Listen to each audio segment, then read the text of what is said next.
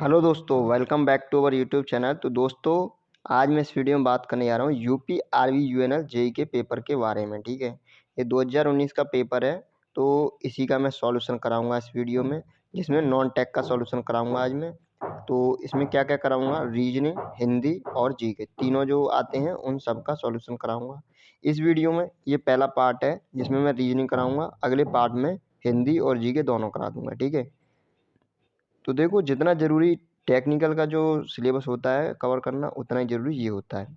इसमें अगर थोड़ी सी भी मेहनत कर लोगे तो अच्छे नंबर ले आओगे। अब रीजनिंग में 20 क्वेश्चन आते हैं, तुम थोड़ी सी मेहनत कर लोगे तो 20, 19, 18 पक्के आ जाएंगे। ठीक है, क्योंकि ज़्यादा टफ क्वेश्चन नहीं बनते, नॉर्मली अब पूछे जाते हैं, तो आप कर सकते हो। तो इस वीडियो में इसी के बारे में बात करने जा रहा हूँ। तो चलते हैं हम रीजनिंग पे। ठीक है, ज़्यादा टाइम वेस्ट ना करते हुए, कि तुम्हारा पेपर नज़दीक है बहुत ही।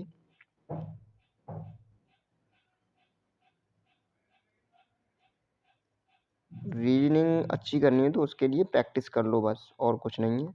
प्रैक्टिस कर लोगे सारे क्वेश्चन करके आ जाओगे।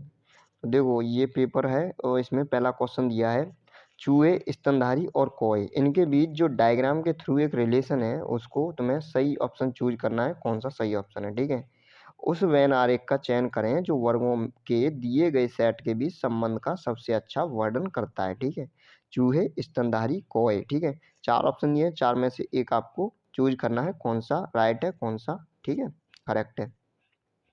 तो देखो, स्तनधारी, स्तनधारी के अंतर्गत कौवे आएंगे कि चूहे आएंगे या दोनों आएंगे। तो देखो, चूहे आएंगे क्योंकि चूहे स्तनधारी होते हैं, तो चूहा आ गया। ठीक है, कौवा भी आएगा क्या? नहीं आएगा, क्योंकि कौवा स्तनधारी होता ही नहीं है, तो वो बिल्कुल अलग हो जाएगा। ठीक है, तो इसका आंसर हो जाएगा ये बिल्कुल सही है।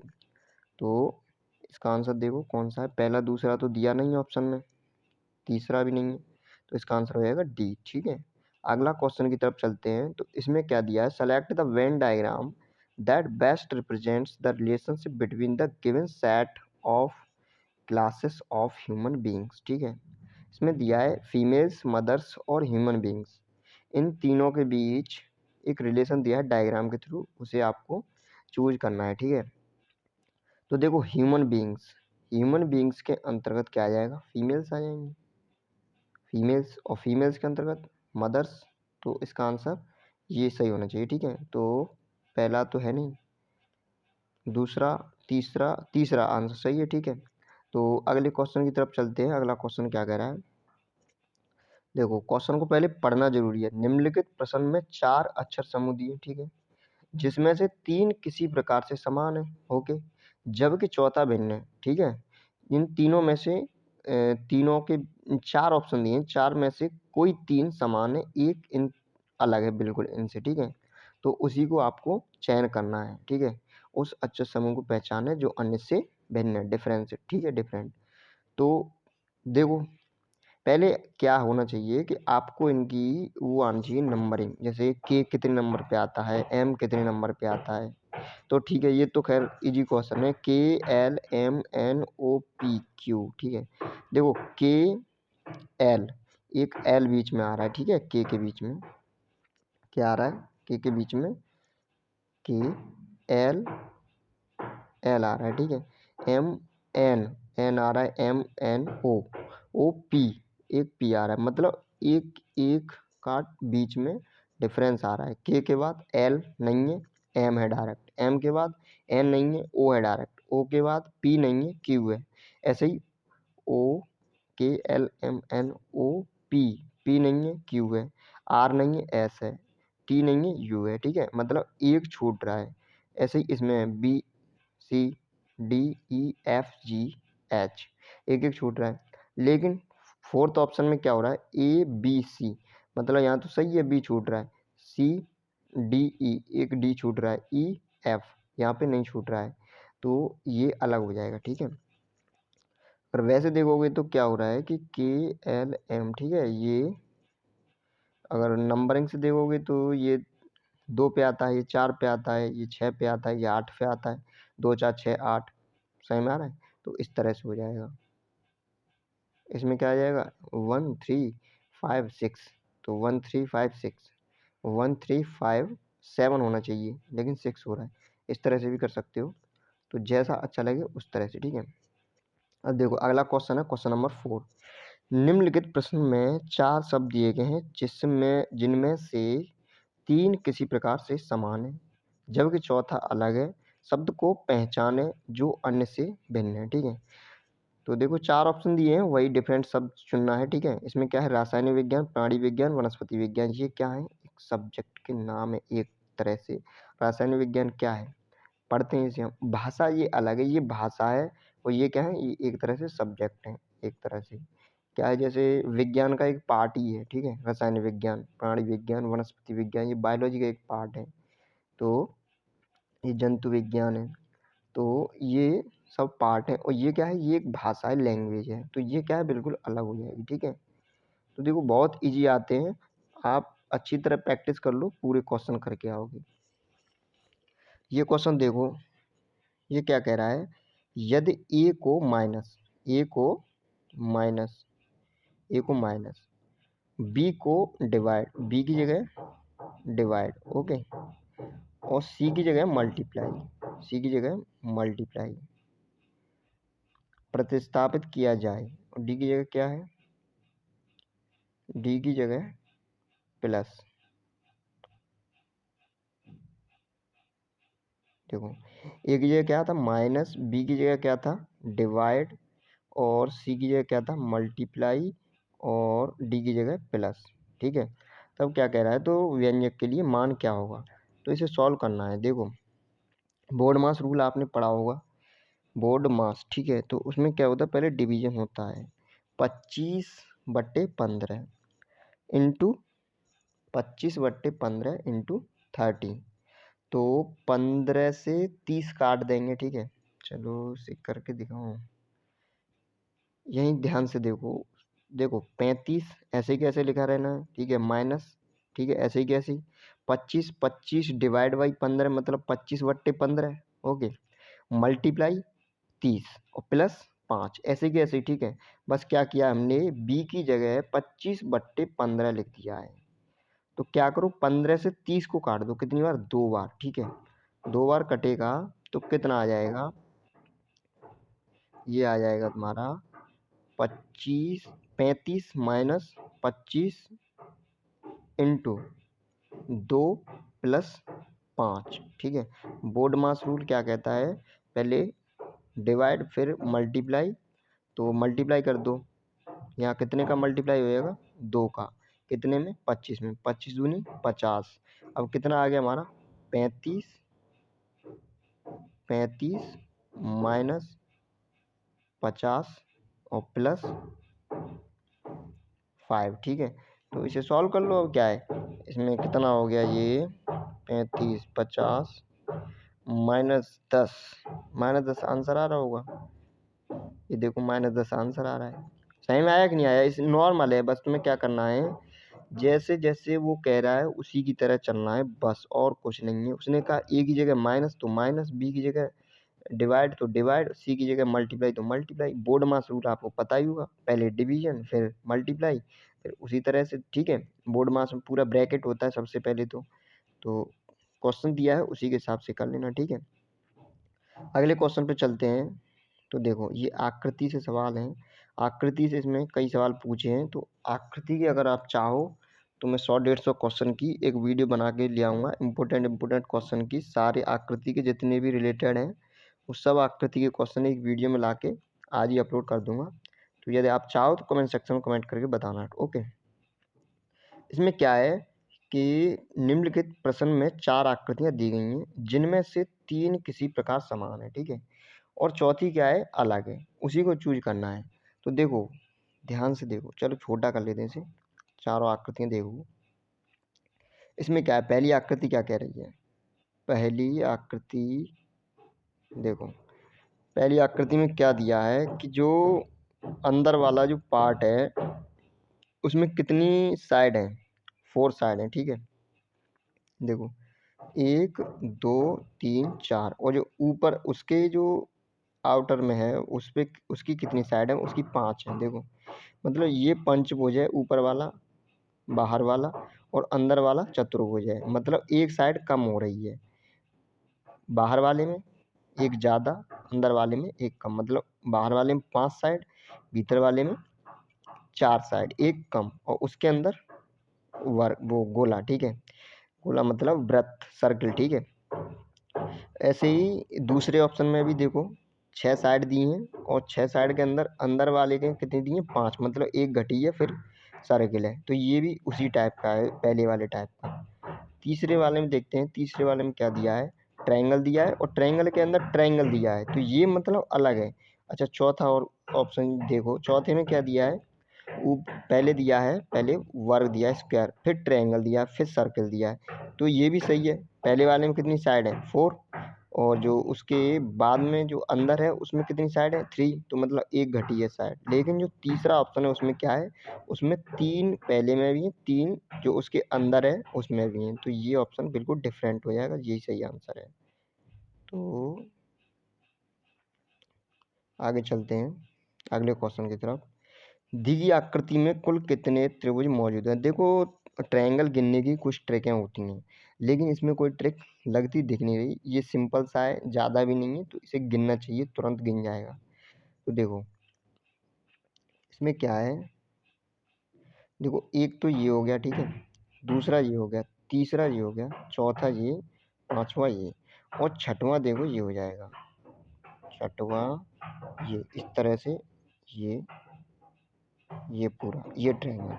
तो इस तरह से कितने ट्रायंगल हो गए इसमें, 6, और तो देखो कहीं नहीं बन रहा है, तो इसमें छोटा सा हो तो उसे गिन लेना चाहिए, वैसे भी इसमें कोई ट्रिक लग नहीं रही है, तो इसमें कितने ट्रायंगल हो जाएंगे, 6। तो देख पा रहे हो, कुछ ज़्यादा टफ क्वेश्चन नहीं पूछ रहा है, बहुत इजी क्वेश्चन है। इसमें क्या है अगला क्वेश्चन, क्वेश्चन नंबर 8, उस विकल्प का चयन करें जो क्या है, निम्नलिखित संख्या श्रृंखला में प्रश्न चिन्ह को प्रतिस्थापित करेगा। सीरीज का क्वेश्चन है, बहुत इजी है, 5, 15, 30, 20। देखो 15 में से 5 के कितने बचे, 15 में से 5 गए 10, 30 में से 15 गए 15, 50 में से 30 गए 20, मतलब 5, 10, 15। किस तरह से, इसमें क्या जुड़ रहा है, यहाँ पे 10, 15, 20 और 25, ये समझ में आया क्या है।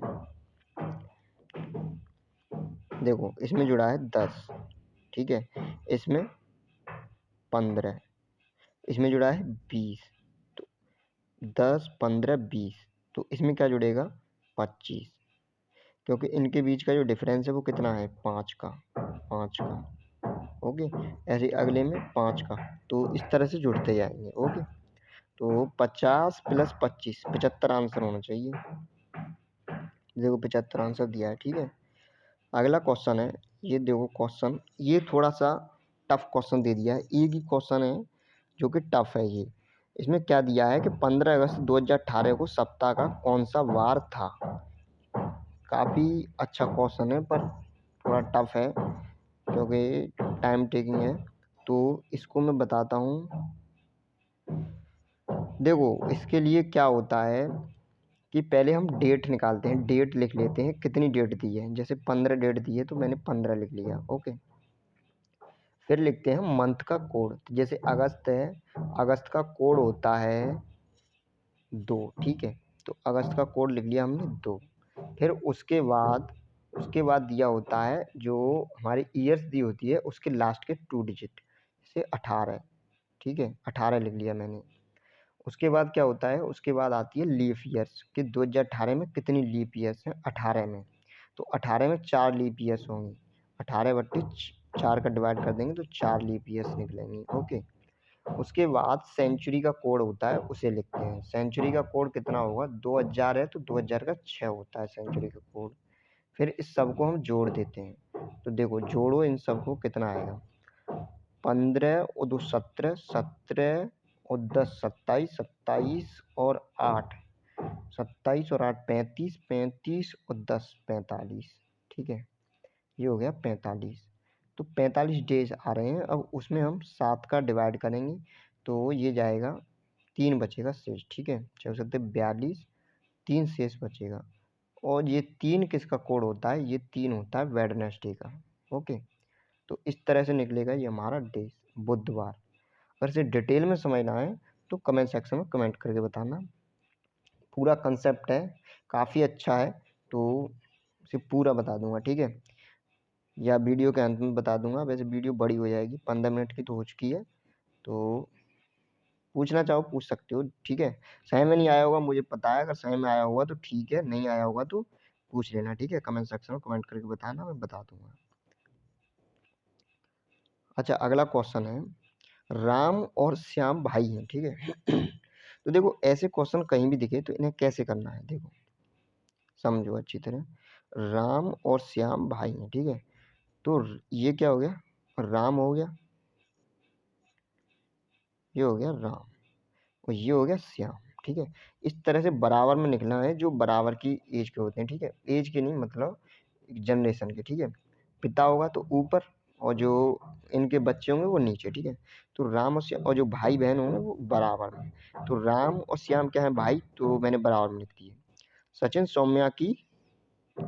सौम्या के पिता हैं, और सौम्या श्याम की बहन है।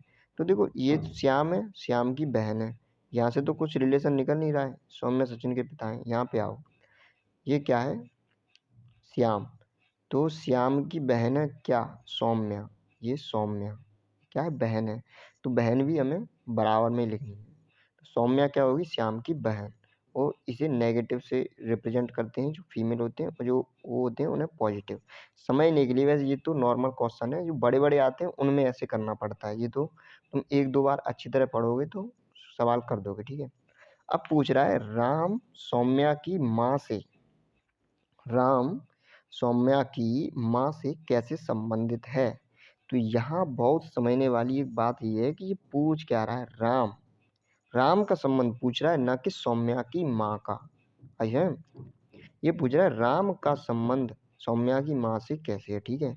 तो राम क्या है, सौम्या का पुत्री तो होगा, सौम्या राम की बहन है, सौम्या राम की बहन है, तो राम क्या होगा, राम उसकी माँ का पुत्री तो होगा। समझ में आया। तो सौम्या ये है, सौम्या की माँ यहाँ पे होगी माँ, ठीक है। तो सौम्या की माँ का ये क्या हुआ, ये बहन भाई हुए सब, तो ठीक है, इसकी ये माँ हुई ना, सौम्या की माँ है तो इसकी भी तो माँ होगी। तो ये पूछ रहा है राम सौम्या की माँ से कैसे संबंधित है। तो राम क्या है, राम पुत्र है, ठीक है, तो ये आंसर हो जाएगा डी। कोई कोई डी सी ऑप्शन करके आता है कि माँ का रिलेशन है, जैसे ये पेपर जिसने किया है वो सी लगा के आया है, ठीक है, इसमें क्या लगा है, सी ऑप्शन। तो ये देखो ये थोड़ी बहुत गलतियाँ हो जाती हैं, इन्हें आपको सुधारना है, ठीक है। ये 1 नंबर का क्वेश्चन है, इतना सिंपल था, वो गलत हो गया जरा सी उसमें। तो समझना है कि पूछ क्या रहा है। अगर यहीं ये पूछता कि सौम्या की माँ का राम से कैसा संबंध है, तो वो हो जाता उल्टा माँ का संबंध है, ठीक है। तो अगले क्वेश्चन पे चलते हैं, थोड़ा जल्दी जल्दी करते हैं। देखो, किसान का फसल से मतलब, किसान क्या करता है, फसल उगाता है, तो मोची क्या करता है, मोची जूते सिलता है। ओके, आगे क्वेश्चन, अगले पे चलो। देखो ये क्या कह रहा है, ये आकृति दी है, बड़ा करते हैं, ये आकृति दी है, इसमें अगली आकृति पूछिए क्या होगी, समझ ना। ये क्या है, ये 45 के एंगल पे रोटेट की है क्लॉकवाइज, ठीक है, ये मैंने क्लॉकवाइज, ये 45 का, ठीक है, 45 एंगल बना रही है। तो जब मैं इसको क्लॉकवाइज 45 का रोटेट कराऊंगा तो क्या हो जाएगा, ये ऐसे आ जाएगा, ठीक है, इस तरह से। और फिर 45 का तो ऐसे, फिर 45 का तो ऐसे, फिर 45 का तो ऐसे। ओके, तो देखो पहले वाले में ये था, ठीक है, दूसरे वाले में ये वाला था, तीसरे वाले में ये वाला, चौथे वाले में ये, पांचवे में कैसा आएगा, ऐसा। तो ऑप्शन नंबर डी हो जाएगा तुम्हारा सही। ओके, समझ में नहीं आया हो पूछ लेना, वैसे समझ में आ गए हो, बहुत सरल है, ठीक है। अच्छा, इसमें क्या कह रहा है कि इसमें 3 आकृतियां, मतलब इसमें पूछ रहा है कौन सी डिफरेंट है, ठीक है।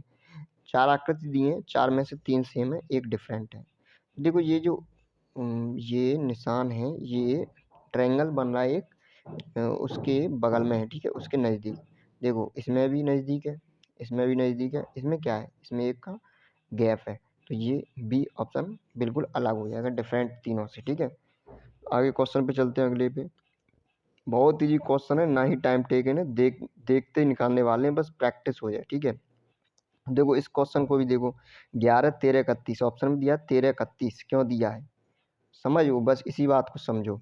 7 336 मतलब क्यू हो रहा है, 7 का क्यू, 11 का क्यू, क्यू में से कितना घटाया 7, 7 का क्यू माइनस 7, 11 का क्यू माइनस 11, ये आंसर हो जाएगा।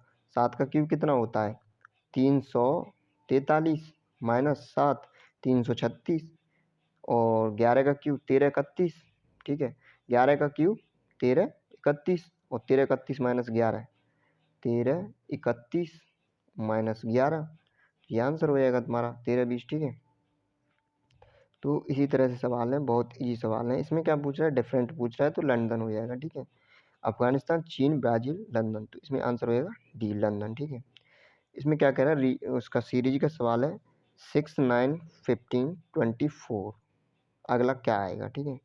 6 19 6 9, ठीक है 90 सॉरी, 6 9 15 24, ठीक है।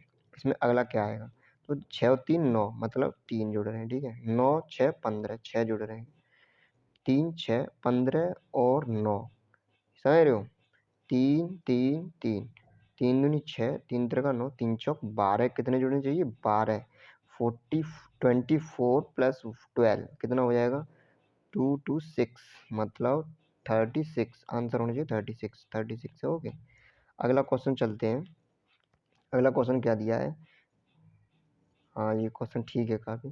देखो देव, मनीष और अमन की वर्तमान आयु का योग कितना है 84, ओके। 5 वर्ष बाद उनकी आयु का योग, 5 वर्ष बाद पूछ रहा है भाई, जाहिर सी बात है तीनों की एज में कितना कितना जुड़ जाएगा 5 5, तो कितना जुड़ेगा टोटल 15, 84 और 15, 84 प्लस 15 99, तो यही आंसर हो जाएगा, ठीक है। 5 4 9 8 और 1 9, तो ये आंसर हो जाएगा। देखने वाले सवाल हैं, ठीक है। ये पूछ रहा है बिजली वाट में मापी जाती है तो दबाव किस में मापा जाता है, पास्कल में, जाहिर सी बात है आंसर हो गया ए। अगला क्वेश्चन क्या है, a man is facing south, यह है डिस्टेंस का, ठीक है। क्वेश्चन को समझो थोड़ा। एक आदमी है जिसका चेहरा किस में है, साउथ में है, साउथ मतलब इधर की side, okay. He then turn 90 degree his left, left मतलब 90 डिग्री घूम जाता है अपने लेफ्ट में, मतलब इधर की ओर, ठीक है। लेफ्ट इसका किधर होगा, ये तो हो गया राइट, और ये हो गया लेफ्ट, ठीक है। तो 90 degree left, then 270 degree his right, and finally 45 degree his left, in which direction he facing now. तो देखो इसमें क्या कह रहा है, एक आदमी साउथ की तरफ चेहरा करके बैठा है, ठीक है। चेहरा किधर है, साउथ की तरफ है, तो साउथ किधर है, नीचे की तरफ, ठीक है। तो एक आदमी है इधर की ओर चेहरा है, ठीक है। वह 90 डिग्री क्या होता है लेफ्ट की तरफ, तो 90 डिग्री लेफ्ट की तरफ घूमेगा, ठीक है। देन 270 हिज राइट, ठीक है। 270 हिज राइट, राइट घूमेगा, तो 270 हो जाएगा, ये हो जाएगा 180 इधर, ठीक है। 180 प्लस 90, ठीक है। 180 तो इधर हो गया, प्लस 90 तो इधर की ओर चेहरा हो जाएगा, ठीक है। और his right and finally 45 degree his left, ठीक है। और 45 डिग्री हिज लेफ्ट मतलब इधर की तरफ, तो ये आंसर होना चाहिए तुम्हारा, ये कौन सा हो जाएगा, नॉर्थ और वेस्ट, ठीक है। नॉर्थ वेस्ट, तो ये आंसर हो गया नॉर्थ वेस्ट। सही में आया कि नहीं आया, तो देखो इस एक तो तरीका यही है जनरल तरीका, ठीक है। और एक दूसरा भी तरीका है कि जैसे एक एक साइड के जितने भी दिए हैं उनको ऐड कर लो, जैसे ही टर्न 90 डिग्री लेफ्ट और ही टर्न इज 270 राइट, तो देखो 270 राइट, ठीक है। तो ये राइट एंगल मतलब 270 राइट में मुड़ा है, ठीक है। और 45 और 90 मतलब ये कितना हो गया 90 माइनस 90 और 45 इसे घटा देंगे, ठीक है। तो जितना निकलेगा उसे फिर राइट में घुमा देंगे। जैसे ये कितना हो गया, ये तुम्हारा हो गया 135 और 270 में से 135 गए 10 में से 5 तो 5 और इधर बचा 26, 26 में से 13 तो 13। 135 किधर घूम जाएगा, राइट में, ठीक है। तो फेस किधर था, इधर, तो 135 राइट में घूमेगा तो किधर आएगा, ठीक है, 90 इधर और फिर 45 इधर, ठीक है। ये 135 का एंगल हो गया।